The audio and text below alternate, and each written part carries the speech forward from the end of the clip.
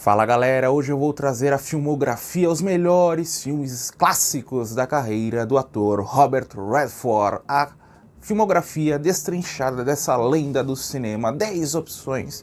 Vocês já sabem como funciona, vamos lá. Eu sou o RRB, que você está no Clássicos de Rob, nosso amor de ontem. Abre o nosso vídeo especial Robert Redford. Aqui a parceria é com a querida Barbra Streisand.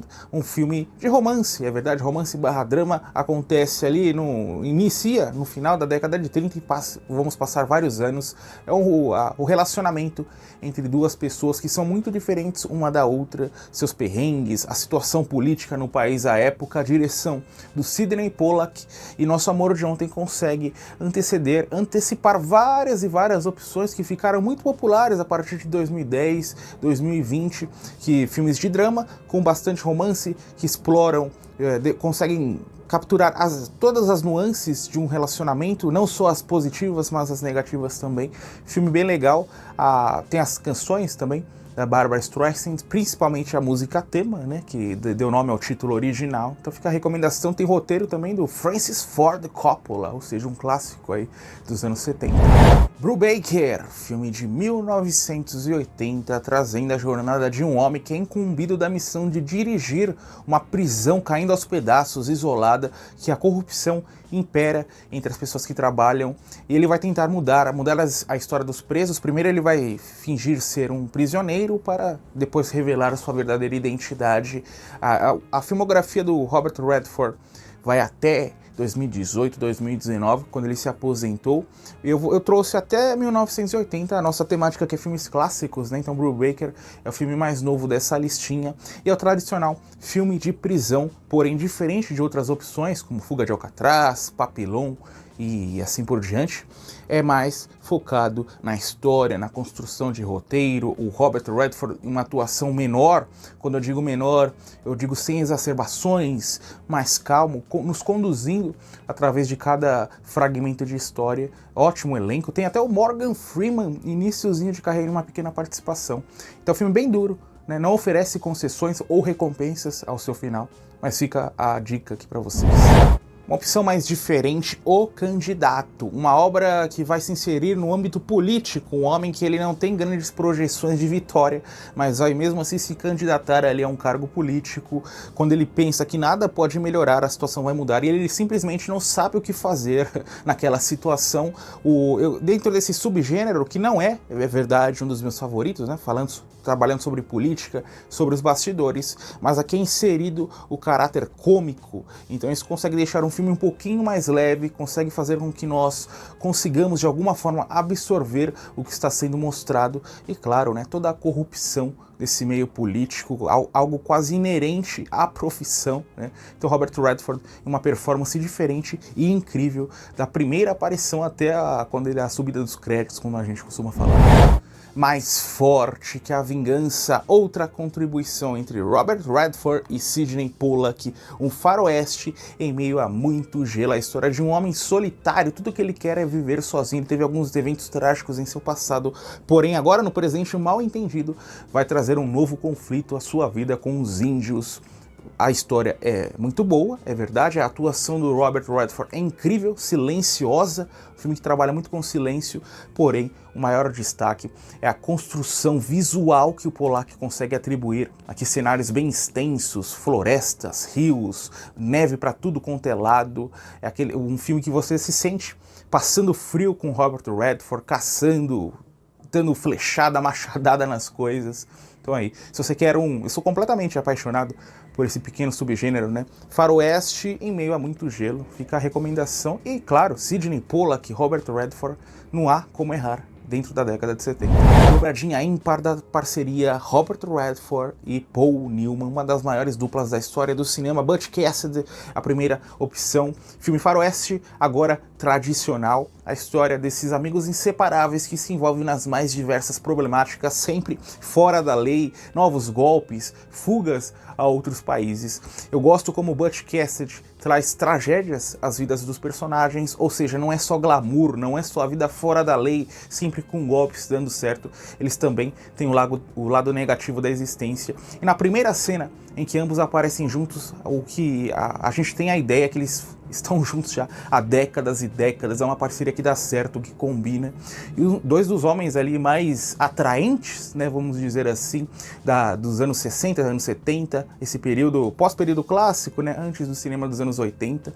E é legal, né, que o Paul Newman teve a possibilidade de trabalhar com Robert Redford, que é um galã da época, e depois passou o bastão para o Tom Cruise, né, na Cor do Dinheiro, a outro galã. Fica aí então a recomendação, esse faroeste inesquecível, finalzinho, né? Filme de 69 aí pra gente assistir. Golpe de Mestre, George Rahal à frente da direção. Novamente, eu esqueci de falar que ele dirigiu um filme anterior também, a parceria entre Robert Redford e Paul Newman novamente, e a mais célebre, na minha opinião, filme mais leve, mais pra cima, motivacional, pra você assistir com a família inteira, com amigos, a jornada de dois vigaristas, amigos, né, entre aspas, que vão buscar vingança contra um criminoso que de alguma forma lesou um amigo deles no passado e elaboram esse plano super difícil de ser completado. Nós vamos ter desde da preparação até a execução do golpe. O roteiro, por mais que seja difícil de ser entendido em alguns momentos, às vezes a gente se sente enganado junto com os criminosos, ele é redondinho, sem furos, ou seja, aquele filme para você assistir com 100% de atenção do seu cérebro, a imagem na televisão, no cinema. Eu gosto como você não sente o tempo passar, começa, você nem pisca, você se sente quase como um terceiro integrante ausente ali da história. Fica a recomendação, então, dentro desse subgênero, né? Comédia com crime dos anos 70, quando você tinha muita liberdade para trazer os filmes, não tinha censura como nós temos hoje em dia. Você podia trazer um filme pipoca que não faz nenhuma concessão ao trazer a vida do criminoso. O Grande Gatsby, um jovem se muda para uma residência ao lado de um grande magnata jovem que vive em reclusão. Ele vai ficar completamente obcecado pelo dia a dia desse outro jovem magnata que costuma dar festas, né, festas gigantescas. Essa é a trama do filme, simples assim. Teve até uma outra releitura baseada no mesmo romance com o DiCaprio, lá no início dos anos 2010, se eu não me engano, né? Início dos anos 2010. É boa também essa outra revisão, porém essa aqui é fascinante. A direção do Jack Clayton que fez Os Inocentes, aquele filme lindíssimo de terror dos anos 60, então ele sabe atribuir muita beleza às suas imagens, e é exatamente isso. Eu falo para vocês repararem no figurino dos personagens, em especial do Robert Redford, com esse terno branco maravilhoso, tem a Mia Farrow também no elenco. Então um filme um pouquinho mais para baixo, mais melancólico, mas que de alguma forma ele consegue se inserir naquele pequeno meandro de obras de conforto do espectador. Tô devendo uma revisão, faz muitos anos que eu assisti. A última opção que eu assisti foi até o remake, né? Remake não, releitura. Então fica aí também outra opção. Se você não se apaixonou com o Robert Redford em todos os filmes que você viu na vida, O Grande Gatsby com certeza vai ser o filme que vai capturar a sua atenção. Descalços no parque, a história desse homem com essa mulher. Jovens, eles acabaram de se casar, estão muito apaixonados, porém eles não sabem que viver embaixo do mesmo teto pode ser um inferno, já que eles não se conhecem bem, né? Eles vão se perguntar, será que eles pertencem mesmo um ao outro? A parceria entre Robert Redford, aqui interpretando um homem mais sério, focado nos negócios, e a Jane Fonda, mais extravagante, né? Uma garota que gosta de sair. É muito legal ver essa parceria. Fizeram vários filmes juntos, né?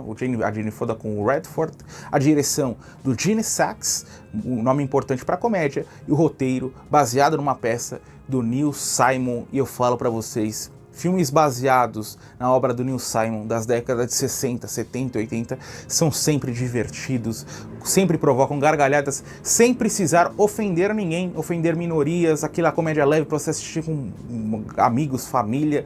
E se é filme do Neil Simon, tem cidade grande, tem Nova York, tem várias locações, tem esse prédio, o apartamento do casal, o apartamento do vizinho, cenas em parques, cenas nas ruas. Filme muito rico, melancólico nessa questão da atmosfera tradicional fria daquela cidade estadunidense. E os diálogos sempre frenéticos, os personagens falam caminhando, não tem ponto de parada, a gente nem pisca assistindo. Obra-prima, um dos meus filmes favoritos dos anos 60, embora não seja o meu trabalho favorito do Neil Simon, que só tem coisa boa. Todos os Homens do Presidente, nada mais, nada menos, o filme que retrata o Watergate, o maior escândalo de corrupção dentro da política estadunidense. Dois jornalistas começam a investigar um pequeno caso, né? Eles acham que não vai dar em nada. Conforme eles afundam dentro dessa investigação, eles vão se perceber em um grande jogo de conspiração que mudará possivelmente a história daquele país. A parceria entre Robert Redford e Dustin Hoffman, sinceramente eu não sei quem está melhor. Os dois estão incríveis e atuam em várias partes distintas do filme até o ponto que eles trabalham juntos. A direção do Alan J. Pakula, mestre do gênero de crime, suspense e conspiração. Sempre que você perceber o nome do Pakula em um filme de suspense, você pode dar o play que você vai ter 2 horas incríveis.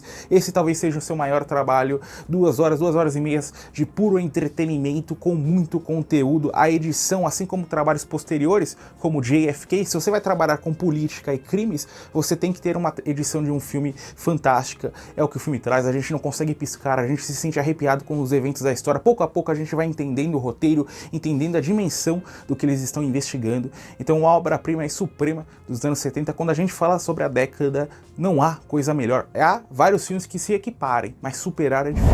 3 Dias de Condor, um agente da CIA que não trabalha na ação, ele fica lá dentro de escritórios, ele não tem nem muita dimensão do trabalho que exerce dentro desse escritório. Ele sai para comprar pão na padaria, todo feliz, todo alegre. Quando ele volta ao seu escritório, ele percebe todo mundo morto. Agora ele inicia uma fuga. O que ele sabe é que ele está dentro de um jogo de conspiração que ele não entende e que ele é caçado. Querem a sua morte. Robert Redford, Faye Dunaway como coadjuvante, atriz problemática, mas igualmente genial.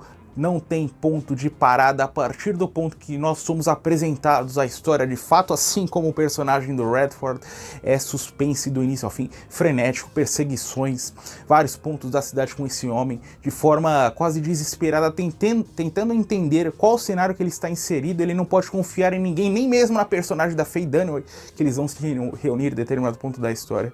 Então eu falei no filme anterior, né? É difícil superar Todos os Homens do Presidente. Eu acho que 3 Dias do Condor é na mesma qualidade. É claro que aqui o Robert Redford tem espaço solitário para atuar e se destacar, e direção do Sidney Pollack também. Mais um vídeo que chega ao final. Não parem por aqui, como sempre, 2 opções para você continuar assistindo e maratonando o Clássicos de Hobby.